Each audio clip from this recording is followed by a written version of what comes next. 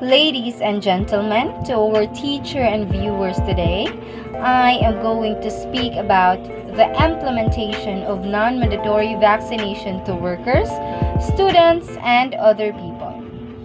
Allow me to be in front of you, screen to screen, to lend my experience and knowledge about vaccination.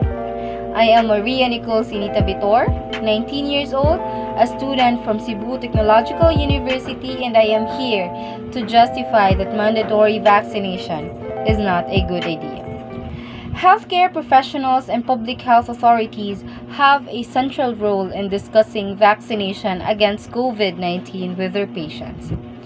Vaccines play a critical role in preventing death and hospitalization caused by infectious diseases and are contributing to controlling the spread of the disease. Thus, their impact on infection and serious illness is significant.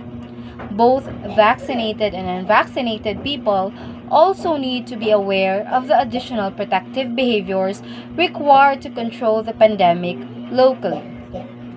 In this thesis statement, we are able to understand why people disagreed with mandatory vaccination. We all know that being vaccinated could help us be safe in our daily lives. However, mandating it is not a good idea because other people have their own reasons. So here are some reasons why people don't want to be vaccinated. Firstly, due to their medical background. Few people have legitimate reasons to avoid COVID-19 vaccination. Some say their doctors told them not to get vaccinated anyway, and one of the reasons why people don't want to get a vaccine is because of their medical background. We don't even know what could be the effects if they pursue vaccines without even knowing the side effects connected to the medical background they have. The vaccine itself has different effects on different people, so there is no guarantee that it would be safe for everyone. Moreover, it would violate human rights and freedom. Vaccination, on the other hand, should not be mandatory as it would not be ethically right. It would violate human rights and freedom. A policy like this will have implications for the human rights of NHS staff who will have to agree to be vaccinated to continue their work. Similar policies were introduced in other European countries. The widespread use of these policies do not immediately mean that they do not violate human rights. A look at past cases addressed by the European Court of Human Rights shed light on how these policies fare under human rights law. Regardless of who mandatory vaccination is directed at, human rights feature quite prominently in the discussion. Something else to consider is vaccination causes sickness, uses unethical practices, and overall holds a lot of uncertainty, which causes hesitancy. Negative attitudes towards vaccines are a major public health concern in the UK and as well as in our country, which is the Philippines. General mistrust in vaccines and concerns about future side effects in particular will be barriers to achieving population immunity to COVID-19 through vaccination. Public health messaging should be tailored to address these concerns and specifically to women, ethnic minorities, and people with lower levels of education and health.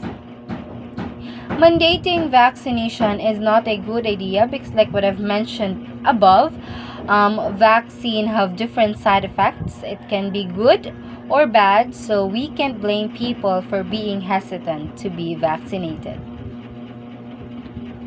And lastly, employment discrimination, healthcare discrimination, and education discrimination and vaccination must be prohibited.